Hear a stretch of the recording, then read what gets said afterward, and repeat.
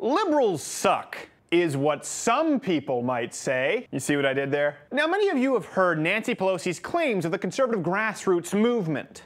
This initiative is funded by the high end. We call it AstroTurf. It's not really a grassroots movement. So I decided to check out what liberals consider to be a real grassroots movement. Yes, folks, I went undercover as a liberal. Hold on to your butts.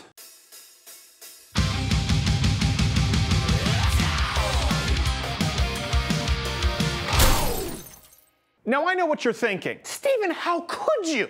And believe me, I know it is incredibly shameful and my family disowned me, but someone had to do it. A political activism job search on Craigslist turned up a few recommendations, and before long, I was interviewing for one of Southern California's premier liberal activist organizations. So I am in the car on the way to a job interview at CalPERG and Environment, what is it, Dave? You know what? I don't even know. CalPERG is California's public interest group. They're a consumer advocacy group. Now remember, some of the things you're about to hear are both shocking and hilarious. I'm going to give an overview of... Is that an American Apparel sweater? This is from Old Navy. Well, capitalism's okay when it makes nice sweaters. Now to begin with, all of you silly conservatives need to know how the right wing's grassroots really work. The second challenge is from the power of special interests like the oil companies. There it is! Big oil! Some insurance companies, are paying people to show up. Their method of operation is to use their vast resources to put their friends in office and then tell them what laws to pass once they're in office. AstroTurf! Evil corporate fat cats paying people to act as mouthpieces for their own financial and political gain. As opposed to the liberal grassroots, which works as follows. We recruit and we train paid staff to go door to door or into busy public places. Wait, what? This is what gives grassroots groups the money and the political power that it takes to win. Raising money to help pay non-profit political activist workers? But why? These problems are huge, and we know that the honeymoon won't last forever, so now is the time that we need to push through big, bold changes that we need. Well, to be fair, I'm sure she only meant that to a degree. I mean, remember, Obama and liberals are all about unity and reaching across the aisle. And we're actually a little less interested in continuing to try to pursue the specter of bipartisanship. What? Well, I guess it doesn't really matter because they don't have enough votes to push the public option through anyhow. I was kind of upset because I read that we still didn't have enough Democrats to vote for it, that there was still the blue dog problem.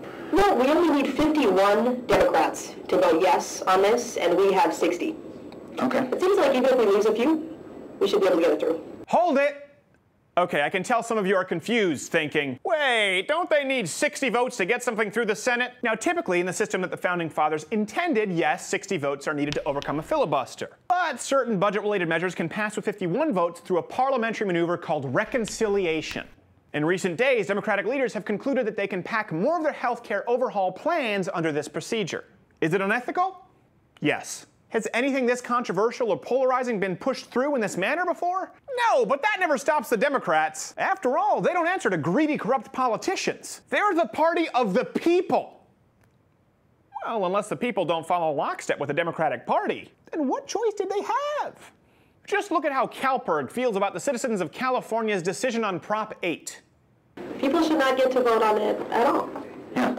It should be something that our courts decide. It's more democratic that way. We didn't get to vote whether we wanted to integrate our schools. No, the court said you need to integrate your schools. Right. And that worked really well for Detroit. that part still makes me laugh. If only we didn't have to blur out the faces. She was nodding in complete agreement. Yes, no, Detroit was clearly a success. All right, can we hear that one again? That worked really well for Detroit. Back then, I mean, before things changed. I really thought she was going to discover me a fraud with that one, but nope. Apparently she digs Detroit. By the way, did you know that Detroit now has a bear problem? As more of the outskirts get abandoned, bears have actually started moving into the city. I mean, the last thing Detroit needs right now is bears. But maybe that's what the liberals want, to take over the country with bears. Perhaps the perfect plan. Oh, the horror! Is there no end to your madness, Nancy Pelosi?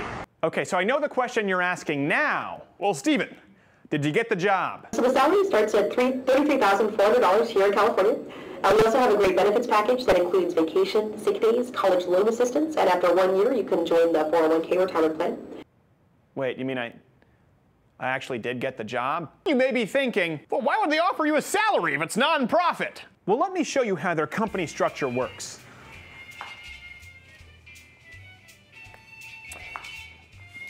Okay, so first off, we've got the student perk right here, okay? This mainly consists of college know-it-all hippie students who've had their eyes recently opened by their professors, things like that, and that's organized by the state perk, or Cal perk, as you see in this video. This consists of professional paid lobbyists, or dare I say it, special interest groups, who are ultimately organized by what you'll hear commonly referred to as the fund. Notice it goes out of the whiteboard there. And I know you're thinking, hey, Stephen, that's a big circle. How much money is in the fund? I'm glad you asked. Actually, over the last 25 years, over $400 million have been raised and donated from the fund to liberal activist nonprofit organizations. I mean, how much money is that really? Okay, 20 million is 5 million more than Big Pharma in 2008, and it's about the same as the evil auto manufacturers have given, over the last 11 cycles. So technically, while they're a non-profit, they have plenty of capital. And any way you cut it, to a college student such as myself coming in with literally no resume or experience, it's a profit.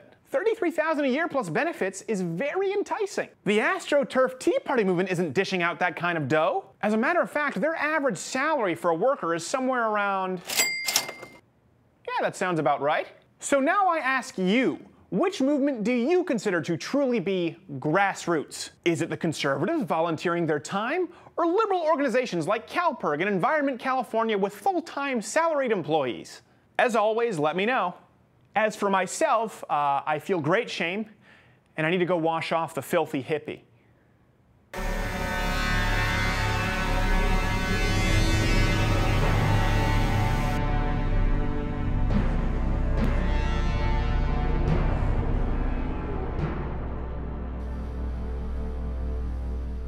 Deal awesome, boys.